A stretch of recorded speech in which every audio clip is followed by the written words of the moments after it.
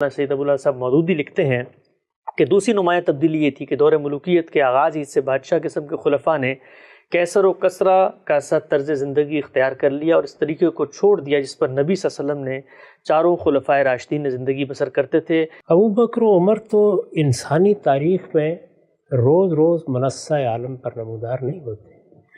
اس طرح کی غیر معمولی شخصیات کبھی کبھی پیدا ہوتی ہیں۔ اس کو خلافت یا خلافت راشدہ کے لیے معیار نہیں بنانا چاہیے، ورنہ یہ ماننا پڑے گا کہ سیدنا سلیمان اور سیدنا داؤد انہوں نے اصل میں کیسر و کسرا کی روایت قائم کی تھی۔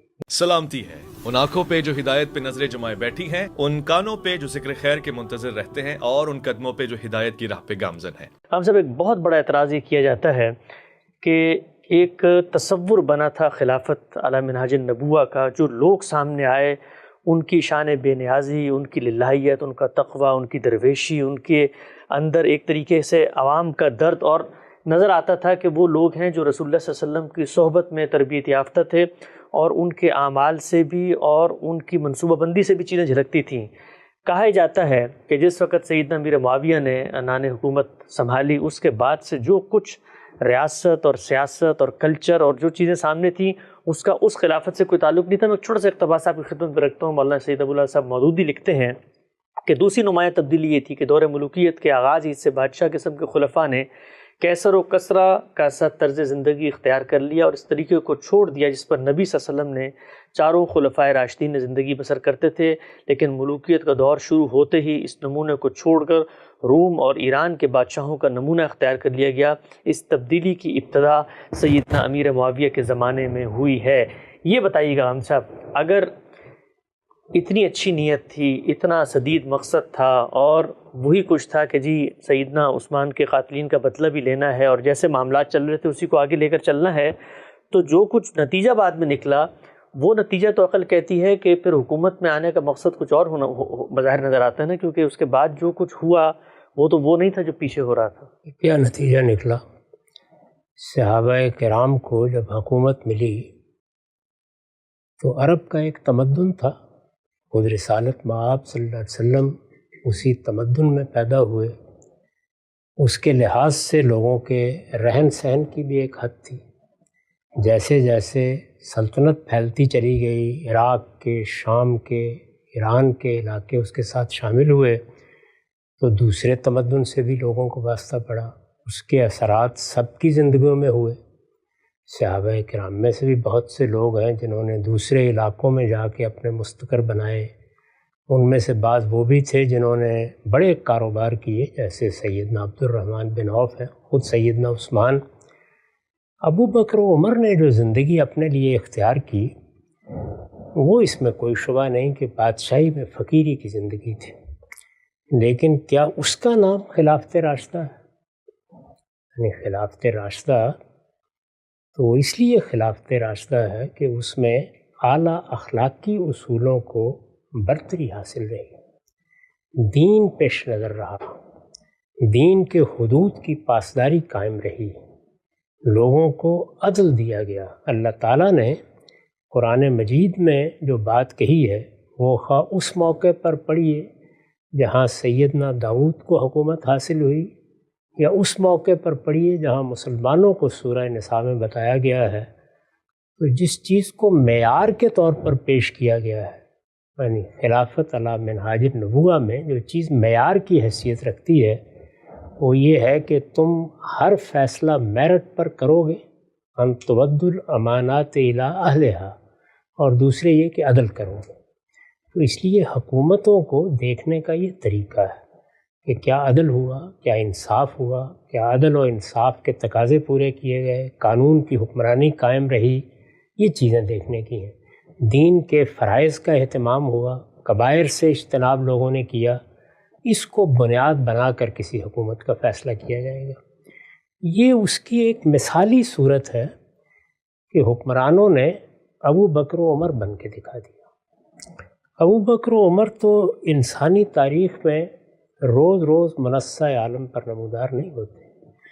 اس طرح کی غیر معمولی شخصیات کبھی کبھی پیدا ہوتی ہیں۔ اس کو خلافت یا خلافت راشدہ کے لیے معیار نہیں بنانا چاہیے، ورنہ یہ ماننا پڑے گا کہ سیدنا سلیمان اور سیدنا داؤد انہوں نے اصل میں کیسر و کسرہ کی روایت قائم کی تھی، کیونکہ یہ تو بعد میں آئے ہیں۔ قرآن مجید سیدنا سلیمان کے بارے میں کہتا ہے کہ جو ان کا محل تھا جس میں ملکہ بلقیس کو انہوں نے دعوت دی، وہ اس طرح کا تھا کہ سرہم ممرد من قواریر، اور ملکہ بلقیس ملکہ سبا ہونے کے باوجود، یعنی یمن کی ملکہ ہونے کے باوجود ایسی دیہاتی بن کر رہ گئی کہ اس نے پانچے اٹھا لیے، ایسا شیشہ تھا جس سے اس کا فرش بنایا گیا تھا۔ تو اس لیے یہ کوئی معیارات نہیں ہے۔ آپ کہہ سکتے ہیں کہ سیدنا صدیق نے جس طرح کی اپنے لیے چیزیں پسند فرمائیں، بعض معاملات میں سیدنا عمر کے ہاں آپ کو اس سے مختلف چیزیں نظر آئیں گی، اور سیدنا عثمان کے ہاں بھی۔ تو اس کو معیار بنا کر یہ دیکھا جائے گا۔ دنیا نے آگے چلنا ہے، اس میں بڑے مثالی نمونے بھی سامنے آئیں گے۔ کچھ لوگ فقر و درویشی کو حکومت کرنے کے لیے ایک مثالی چیز سمجھیں گے، اور کچھ سلیمان و داؤد کے طریقے کا طرز عمل اختیار کر کے بھی لوگوں کو عدل فراہم کریں گے۔ تو اصل چیز جو معیار ہے وہ عدل ہے، قانون کی حکمرانی ہے، وہ چیزیں ہیں جو ایک حکومت کو راشدہ حکومت بناتی ہیں، ان چیزوں کو سامنے رکھنا چاہیے۔ یہ ایسے ہی ہے جیسے کہ بہت سے لوگ ہیں کہ وہ جب علماء کو دیکھتے ہیں تو ان کی طبائع کے فرق کو بھی بعض اوقات نظر انداز کر دیتے ہیں۔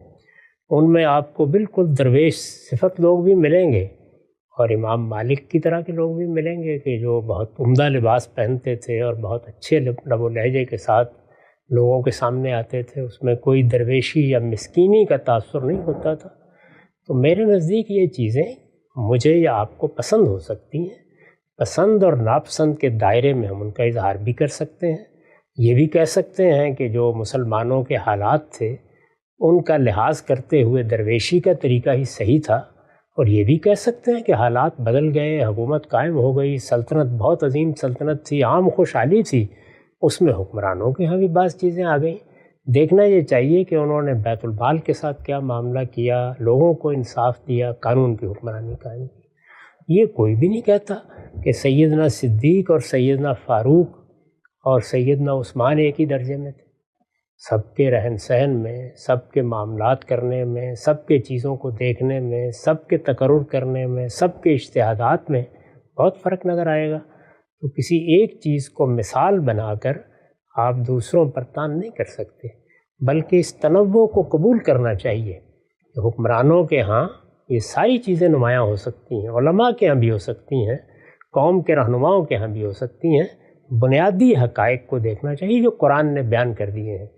تو وہ بنیادی چیزیں جو قرآن نے بیان کی ہیں، میں نے ان کو اپنی کتاب میزان میں قانون سیاست کے زیر عنوان واضح کیا ہے۔ اس میں اصل ذمہ داری کیا ہے؟ عدل قائم کرنا، اور تمام فیصلے میرٹ کی بنیاد پر، استحقاق کی بنیاد پر کیے جائیں۔ اور جو دینی ذمہ داریاں ہیں وہ بھی قرآن نے بیان کر دی ہیں، یعنی معروف کی تلقین کی جائے، منکر سے لوگوں کو روکا جائے، نماز کا اہتمام ہو، زکوٰۃ پر نظم چلایا جائے۔ اس میں کوئی تغیر آیا، کوئی تبدیلی آئی تو بتائیے۔ اسی طریقے سے نظام چل رہا تھا۔ باقی یہ کہ اگر حکمرانوں کے رہن سہن میں کچھ تبدیلی آئی یا تغیر آیا تو اس کو طبائع پر، حالات پر محمول کرنا چاہیے، اور اس میں لوگوں کے اذواق بھی مختلف ہو سکتے ہیں۔